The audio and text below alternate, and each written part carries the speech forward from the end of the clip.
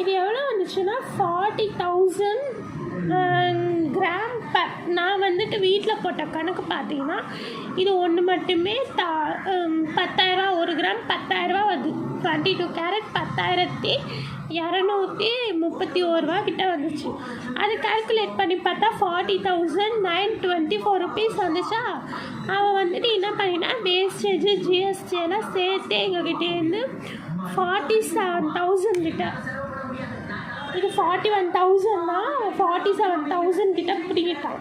இது எக்ஸ்ட்ராவாக என்னமோ ஒரு 10 மில்லி இருந்துச்சு, 4 கிராம்ஸ் 100 மில்லி என்னமோ இருந்துச்சு. அதுக்காக பிடிங்கிட்டான் எங்ககிட்டே நிறையா காசு. 47,000 கிட்டேருந்து வேஸ்டேஜ் ஜிஎஸ்டி எல்லாம் இது பண்ணி எங்ககிட்டேருந்து இதை நிறையா வாங்கிட்டான். பட் ஆனால் டிசைன் அழகாக இருக்குது. இந்த டிசைனுக்கு வந்துட்டு வேஸ்டேஜ் நிறையா போடுவாங்களே, நம்மளுக்கே தெரியும்ல. அதனால் இது வந்துட்டு அவ்வளோ இதுவாகிடுச்சு. இது வந்துட்டு பார்த்தீங்கன்னா அது அந்த ஜிம்மிக்கு நான் ஒன்று காமிச்சல, அப்போ காமிக்க பார்த்து நல்லா ரவுண்டாக தான் இருந்துச்சு அந்த ஜிம்மிக்கு.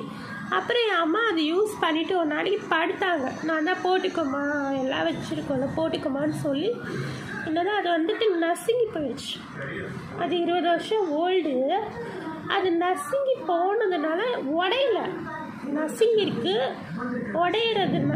உடையாததுனால நான் வந்துட்டு அடகு வச்சுட்டேன். சரி நம்ம இந்த மாதிரி ஒரு ஃபங்க்ஷனுக்காக எங்கேயாச்சும் ஃபங்க்ஷன்லாம் போகணுன்னா நம்ம காதுக்கு பெருசாக தெரியணும்ல 916K.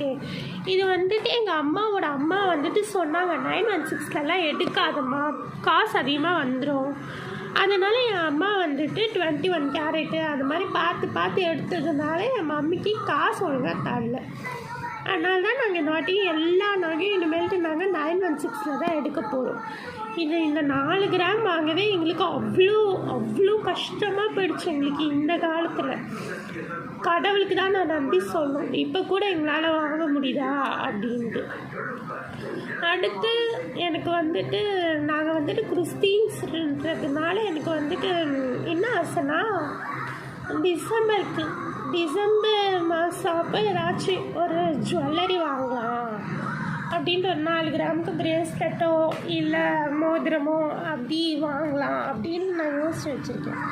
என்னோடய கருத்தை பற்றி கமெண்ட் பண்ணி இது நல்லா இருக்கா இல்லையான்ட்டு இது கமெண்ட் பண்ணி சொல்லுங்கள் காய்ஸ். ஓகே காய்ஸ், நான் இதோட இந்த வீடியோவை முடிச்சுக்கிறேன். லைக் பண்ணுங்கள், ஷேர் பண்ணுங்கள், கமெண்ட்ஸ் பண்ணுங்கள், சப்ஸ்கிரைப் பண்ணி பக்கத்தில் பெல் பட்டனை கிளிக் பண்ணி ஆல் போட்டு வச்சுக்கோங்க. Thank you for all more videos. Bye.